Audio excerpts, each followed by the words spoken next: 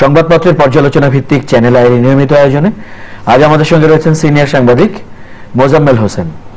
আমরা স্বাগত জানাচ্ছি আপনাকে আমাদের মধ্যে। ধন্যবাদ আপনাকে। সংবাদপত্রের শিরোনামগুলো দেখি, তারপর আলোচনা শুরু করছি। দৈনিক ইত্তেফাক, দ্রুত হচ্ছে চাঞ্চল্যকর হত্যা মামলার বিচার, অগ্রাধিকার ভিত্তিতে প্রস্তুত হচ্ছে পেপার বুক, জেএমবির বড় হুজুর কাশেম গ্রেফতার। বাংলাদেশ প্রতিদিন, হলি আর্টিজান কল্যাণপুর শোলাকিয়া ও ব্লগার খুনে নর্থ সাউথের নাম। মানব জমিন, বিটিসিএল এ বছরে ক্ষতি ৩৩৬ কোটি। আমাদের সময়, কেন্দ্রীয় ব্যাংক হদিস চায় ১৬,০০০ কোটি টাকার দেনা শোধ, পণ্য আসেনি ১ টাকারও। সকালের খবর, পদ্মা সেতু দিয়ে গ্যাস যাবে গোপালগঞ্জে, ১,৯০০ কোটি টাকা ব্যয়ে সঞ্চালন লাইন নির্মাণের প্রস্তাব। যায় যায় দিন, ঘর গোছাতেই সময় পার বিএনপির। ভোরের কাগজ, টার্গেট দুর্নীতিবাজ কর্মকর্তা, দুদক আতঙ্কে কাঁপছে সরকারি সেবামূলক প্রতিষ্ঠান। দৈনিক দিনকাল, মহাজোটের তীব্র টানাপোড়েন। দৈনিক সংগ্রাম, ভর মৌসুমে পেঁয়াজ আমদানি প্রতিকার নেই, আবারও ভারতের ডাম্পিং এর শিকার পেঁয়াজ চাষিরা। দৈনিক করতোয়া, ঢাকা বিশ্ববিদ্যালয়ে কমছে বিদেশি শিক্ষার্থী, সুযোগ সুবিধার অভাব, এবছর ভর্তি ১, ১০ বছরে ৩২। The Independent, rivers being poisoned to death. The Bangladesh Today, deep ocean danger grows as temperature rise. Daily Observer, remittance inflow hits 5-year low. সংবাদপত্রের শিরোনামগুলো দেখলাম। তাজা খবরের শিরোনাম হিসেবে একটি শিরোনাম প্রাধান্য পেয়েছে, সেটি হচ্ছে জেএমবির একাংশের আমির বলে কথিত এবং 90 জেএমবির তারা বলছে তাদের আধ্যাত্মিক নেতা মৌলানা আবুল কাশেম নামে একজন, তাকে গ্রেফতার করা হয়েছে। এবং সংবাদে আমরা যেরকম দেখছি যে হলি আর্টিজানে যে হামলা হয়েছিল সেটির অনুমোদন তিনি দিয়েছিলেন এবং তিনি দিনাজপুরের এক মাদ্রাসা থেকে 1.5 বছর আগে পালিয়ে রিটায়ার করেছিলেন। হ্যাঁ, তাকে আধ্যাত্মিক গুরু বলা হচ্ছে অথবা প্রধান নেতা বলা হচ্ছে। এই খবরটা দেখার পরে আমার মনে প্রথমেই যেটা এসেছে সেটা হচ্ছে যে আমাদের যে পুলিশের কাউন্টার টেরোরিজম ইউনিট, এটি বয়সে অল্প দিনের হলেও এরা বেশ ভালো কাজ দেখিয়েছে আমাদের। আমরা প্রথম দিকে এই জঙ্গি তৎপরতাগুলো মোকাবেলায় যে সমস্ত দুর্বলতা ছিল, আমাদের আইন শৃঙ্খলা বাহিনী এবং পুলিশ, র্যাব, গোয়েন্দা, সরকার সব দিক থেকে এটাকে পুষিয়ে নেওয়ার চেষ্টা করা হয়েছে, সেটা ভালো। আর এই যে এই গ্রেপ্তার প্রসঙ্গে একটা কথা মনে পড়ছে যে এখন পুলিশ বলছেন যে ইনি হচ্ছেন 90 জেএমবির প্রধান নেতা। কিছুদিন আগে সরওয়ার জাহান নামে এক লোক মারা গিয়েছিল আপনার আশুলিয়া একটা পুলিশের অভিযানের সময়।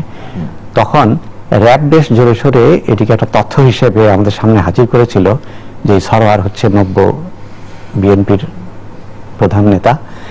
পুলিশ আবার সেই সময় বলেছিল সে হচ্ছে 3য় শ্রেণীর নেতা ইত্যাদি। তো আমার মনে হয় যে এই ধরনের ঘটনা যাই ঘটুক না কেন, এটাও প্রমাণ করে যে আমাদের র্যাব এবং পুলিশ তারা বেশ তৎপর আছে এবং কাশেম ধরা পড়ার পরে সম্ভবত ওই বিতর্কটারও অবসান ঘটবে বা একে রিমান্ডে নেওয়া হয়েছে, এর কাছ থেকে যে তথ্যগুলো পাওয়া যাবে।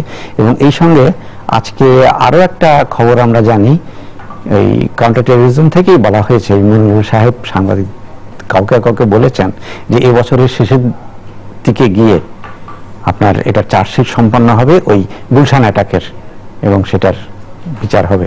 সব দিক থেকে এই ঘটনাগুলোকে একটা ভালো খবর মনে হচ্ছে। এই সঙ্গে আমার মনে হয় যে জঙ্গি তৎপরতা সম্পর্কে কিন্তু কোনো রকম শৈথিলের অবকাশ নাই, কোনো রকম আত্মসন্তুষ্টিরও অবকাশ নাই।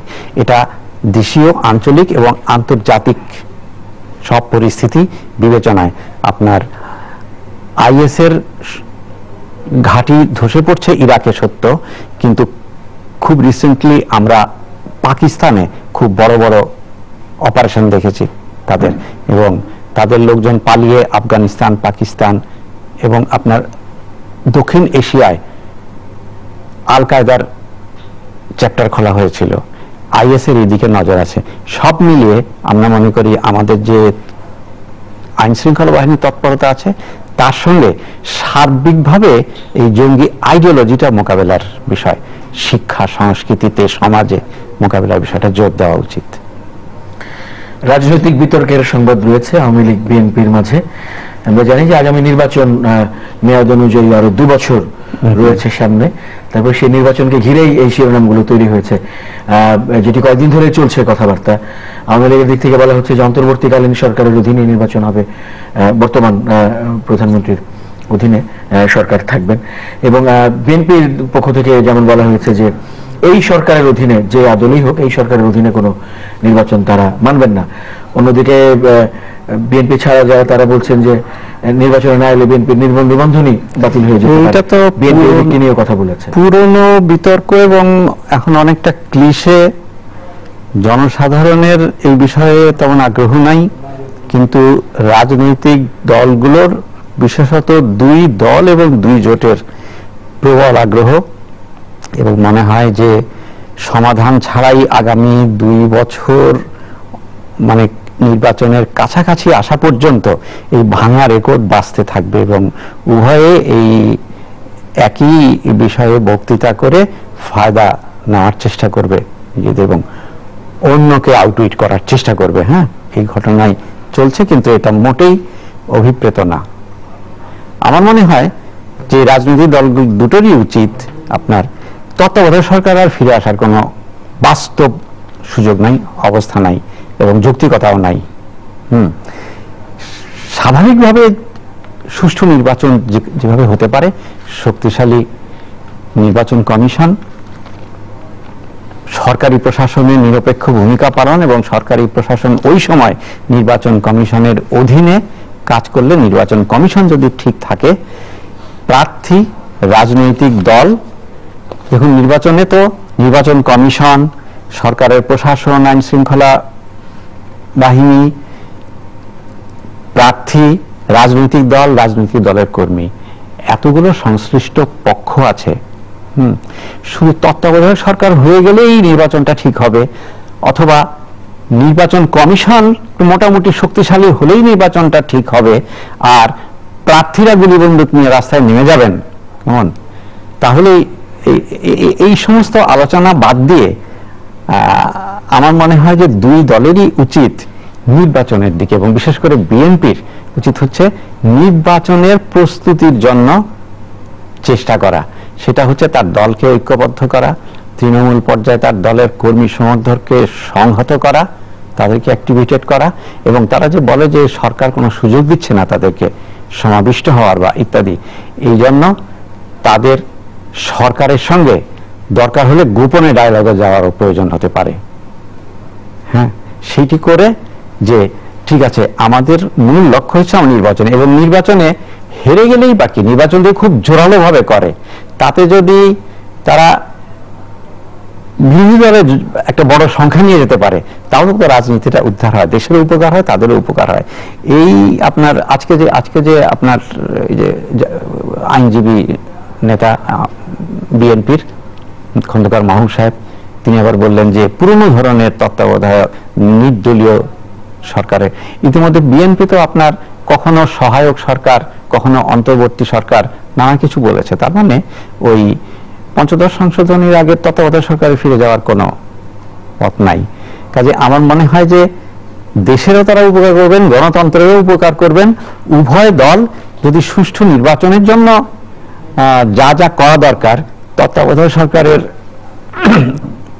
বিতর্কটা বাদ দিয়ে সেইটি করেন, এবং বিএনপি তার সমস্ত জায়গায় আপনার নির্বাচনের সময় যদি 100% পোলিং এজেন্ট রাখা যায়, সম্ভব হয়, এবং নির্বাচন কমিশন, এইবার তো নির্বাচন কমিশনকে জনগণের কাছে এই কমিটমেন্টে থাকতেই হবে যে তাদের মেরুদণ্ড শক্ত, যতবার গোলমাল হবে ততবার বাতিল করবে, সেইভাবে একটা নির্বাচন করা সম্ভব। এবং রাজনৈতিক দল যদি তার কর্মীকে সংগঠিত করে এবং আপনার পোলিং এজেন্ট পর্যন্ত, গণনা পর্যন্ত, পাহারা পর্যন্ত সবকিছু থাকে, তো নির্বাচন সুষ্ঠু হবে না কেন?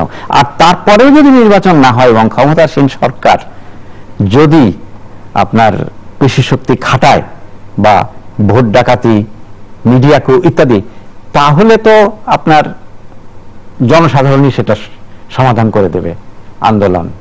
কেমন? আমার মনে হয় যে এই পথে যাওয়া উচিত বিএনপির। আমরা এখানে আমাদের সামনে শিরোনাম রয়েছে, আমরা দেখেছি গণমাধ্যমগুলোতে আজও এই শিরোনামটি প্রাধান্য পেয়েছে। সেটি হচ্ছে যে গাবতলী যে সংঘর্ষ হয়েছিল সারা দেশে পরিবহন শ্রমিক ধর্মঘটের সময়, সেই ঘটনায় আমরা আগে দেখেছিলাম যে 3টি মামলা হয়েছে, 1200 জনকে আসামি করা হয়েছে, কয়েকজনকে আটক করে রিমান্ডেও নেওয়া হয়েছে। আজ আমাদের সামনে যে শিরোনাম রয়েছে সেখানে আমরা দেখতে পাচ্ছি যে আরো 2টি মামলা হয়েছে, আরো 800 জনকে আসামি করা হয়েছে। পরিবহন শ্রমিকরা বলছেন যে তারা গ্রেফতার আতঙ্কে রয়েছে। এই 1200-1500 আসামি করে এগুলো তো আমরা বিভিন্ন সময় দেখেছি, মোটেই অভিপ্রেত নয় এগুলো। কেমন? এবং এটার কোনো সমাধানও হতে পারে না। এবং এটা দিবালোকের মতো পরিষ্কার যে এই ধর্মঘটটা উস্কানো হয়েছিল ক্ষমতাসীনদের মধ্যেই একটা অংশ থেকে। মন্ত্রীর বাসভবনে সিদ্ধান্ত হয়েছিল, মন্ত্রী নানা রকম ব্যাখ্যা দেওয়ার চেষ্টা করেছিলেন যে ওরা এই রায় মাথায় নিয়ে গাড়ি চালাতে চায় না, এই জন্য স্বেচ্ছা অবসরে গেছে ইত্যাদি। আবার নিজেই পরে ঘোষণা দিলেন যে আমি অনুরোধ করছি আপনারা গাড়ি চালান, তারপরে গাড়ি চালানো শুরু হলো। কেমন? এখন আপনার পরিবহন সেক্টরের মতো এত একটা বড় সেক্টরে সরকার যদি বা এইভাবেই চলতে থাকে, এই আপনার হেল্পারদের শত শত মানে নামহীন মামলায় জড়িয়ে তারপরে গ্রেপ্তার করা এবং এবং শেষ পর্যন্ত এটার কোনো মূল যারা এর পেছনে দায়ী তাদের বিষয়ে কোনো সমাধান হবে না। এবং পরিবহন সেক্টরে যে চরম বিশৃঙ্খলা, যার জন্য প্রতিদিন আপনার বলা যায় মানব সৃষ্ট দুর্ঘটনায় মানুষ মারা যাচ্ছে, তার এই জায়গাটা খুবই, আমরা সব দিক থেকে এই জায়গাটায় হতাশা ব্যক্ত করা ছাড়া আমরা কোনো মন্তব্য এখনো করতে পারছি না। যে পরিস্থিতি, যে জনমত এই সময় দেখা গেছে এবং সরকারকে যতটা বিব্রত করা হয়েছে, কাজেই মন্ত্রীদের মধ্যে যারা এই ব্যাপারে দায়ী ছিলেন, হ্যাঁ, তাদের সম্পর্কে ব্যবস্থা গ্রহণ ছাড়া এই ট্রাক হেল্পারদের পিছনে পুলিশ লাগিয়ে দিয়ে এটা খুবই মানে এটাকে কোনোভাবেই গ্রহণযোগ্য বলা যায় না। তো আমাদের সামনে ভোরের কাগজে শিরোনামটি এখন রয়েছে, সেটি হচ্ছে টার্গেট দুর্নীতিবাজ কর্মকর্তা। এখানে বলা হচ্ছে যে দুদক আতঙ্কে কাঁপছে সরকারি সেবামূলক প্রতিষ্ঠানগুলো। দুর্নীতি কমিশনের বর্তমান চেয়ারম্যান ইকবাল সাহেব আসার পরে তারা প্রতিষ্ঠানটাকে শক্ত করার চেষ্টা করছেন এবং তাদের যেটা সাংবিধানিক দায়িত্ব, দুর্নীতি রোধ করা, দুর্নীতি কমানো, দুর্নীতি দমন করা, সে ব্যাপারে মনোযোগ দিয়েছেন। কিন্তু অনেকদিন ধরেই অনেকগুলো প্রশ্ন এর মধ্যে উঠেছিল যে বড় বড় দুর্নীতিবাজদের ধরে কোনো দৃষ্টান্ত স্থাপন করা, নাকি সরকারি আধা সরকারি প্রাতিষ্ঠানিক কর্মকর্তাদের ব্যাপকভাবে কোনো জায়গায় ঘুষ নেওয়া হচ্ছে কি হচ্ছে না, সেখানে অফিসে গিয়ে হাজির হওয়া কোন প্রক্রিয়া পদ্ধতিতে হতে পারে। কিন্তু আমার মনে হয় যে এই বিতর্কের চেয়েও বড় কথা তারা কিছু ফলাফল দেখান। এবং আপনি যে আতঙ্কের কথা বললেন, এই আতঙ্ক থেকেই কিন্তু প্রমাণ হয় যে আমাদের প্রতিষ্ঠানগুলোর মধ্যে ভয়ঙ্কর দুর্নীতি আছে বলেই তারা, এই যে সর্বশেষ আপনার রাজুকের একজন সাবেক বড় কর্মকর্তা, সাবেক, ওই সময় তিনি দুর্নীতির মাধ্যমে সম্পদ করেছিলেন, এরকম বহু দৃষ্টান্ত আছে। সেই জন্য এই আতঙ্ক সৃষ্টি হয়েছে। এই আতঙ্কটা আমি ভালো বলেই মনে করি এবং দুর্নীতি দমন কমিশন যদি এভাবে কাজ করে এবং কিছু দৃষ্টান্ত স্থাপন করে, যার ফলে আপনার দুর্নীতিবাজরা ভয় পায় এবং দুর্নীতি কমে আসার ব্যাপার হয়। এবং তবে সবচেয়ে বড় কথা হচ্ছে যে দেশে যারা ক্ষমতাসীন, যারা রাজনৈতিক এবং রাজনৈতিক কমিটমেন্টটা, এই জায়গাটাতে আপনার যদি রাজনৈতিক অঙ্গীকারটা খুব শক্ত হয় এবং দুর্নীতি দমন কমিশন কাজ করে, তাহলেই আমরা কিছু ফলাফল দেখতে পাবো। একটি ভিন্ন ধর্মী শিরোনাম রয়েছে, ভিন্ন ধর্মী মানে এরকম শিরোনাম আমরা দেখি, আজ আবার দেখতে পাচ্ছি বড় করে অন্য রাজনৈতিক খবরগুলোর বাইরে। সেটি হচ্ছে নদীগুলো দূষণ হচ্ছে এমন ভাবে, বিষাক্ত হচ্ছে এমন ভাবে যা মৃত্যুর কারণ হয়ে দাঁড়িয়েছে। অন্য একটি সংবাদপত্রে আমরা দেখেছি যে নদী রক্ষায় 28 কিলোমিটার মানববন্ধন একটি কর্মসূচিও হয়েছে। আমরা কিন্তু মাঝে মধ্যে দেখি যে সরকারের পক্ষ থেকে একটু নড়াচড়া হয়। বুড়িগঙ্গা একবার পরিষ্কার করার জন্য অনেক টাকা পয়সা খরচ করা হলো, কাজ শেষ হওয়ার কিছুদিনের মধ্যেই আবার যে দূষণ, সেই কাজেই এইগুলোতে খুব বেশি কাজ হবে বলে মনে হচ্ছে না। আর যেটা বললেন যে মানববন্ধন বা ইত্যাদি, হ্যাঁ আপনার আমরা শুধু পরিবেশবাদী বা পরিবেশ কর্মী বলি, সেই সংগঠনগুলোর তো সক্রিয়তা অবশ্যই প্রয়োজন আছে, লাগবেই। জনসাধারণের মধ্যে এক ধরনের সচেতনতা বৃদ্ধি পাচ্ছে বলে আমার মনে হয়, এবং সেই জন্য আপনার এই পরিবেশবাদী আন্দোলনটাকেও জোরদার করা দরকার। কোন দেশেই কিন্তু জনগণের পক্ষ থেকে পরিবেশ রক্ষার জন্য জোরালো আন্দোলন ছাড়া, যেমন ভারতবর্ষে হয়েছে, ইউরোপে হয়েছে, বড় আন্দোলন ছাড়া প্রশাসনকে, সরকারকে, এবং তার চেয়ে বড় কথা হলো যে তথাকথিত বড় প্রকল্প ভিত্তিক উন্নয়নের জন্য যে ব্যবসায়ী এবং ঠিকাদাররা এই সব বিষয়ে সবচেয়ে বেশি বিশৃঙ্খলা তৈরি করে, তাদেরকে বাধ্য করা যায় না। কাজেই এবং নদীগুলোর জন্য একটা জাতীয় কর্মসূচি গ্রহণ করা দরকার। যেটি বলা হচ্ছে যে আপনি দখল দূষণের কথা বলছেন, এর পেছনে রাজনৈতিক ছত্র ছায়া রয়েছে, আমরা এরকম সংবাদ আমাদের সামনে। আজকে একটা কার লেখায় পড়লাম, পাঠকরা লেখেন সংবাদপত্রে, লিখেছেন যে সম্প্রতি তিনি দেশের বিভিন্ন জায়গায় ঘুরেছেন, দুটি চিত্র দেখেছেন।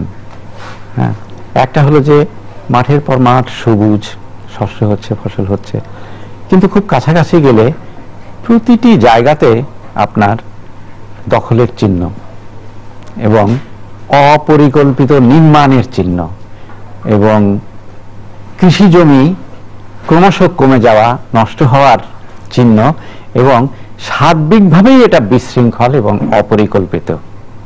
কিছু কিছু বিশেষজ্ঞ আপনার এখনই বলছেন যে আমাদের 50 বছর 100 বছর দূরে তাকিয়ে আমাদের এরকম পরিকল্পনা গ্রহণ করা দরকার যে কৃষি জমি এবং জলাভূমি যাতে কম নষ্ট হয়, এটা যাতে রক্ষা পায়, এবং এই ছড়িয়ে ছিটিয়ে থাকা বিচ্ছিন্ন গ্রামগুলো যাতে কম্প্যাক্ট টাউনশিপে আসতে পারে, এরকম পরিকল্পনা নেওয়া দরকার। তবে আমাদের দেশে এখন একটা উন্নয়নের গতি এসেছে, কিন্তু আমি একটু আগেই বলেছি যে এই উন্নয়নটা সার্বিকভাবে প্রকল্প নির্ভর, কোন দূরদর্শী পার্সপেক্টিভ সহ সুপরিকল্পিত এবং জনমুখী, জনকল্যাণমুখী উন্নয়ন নয়।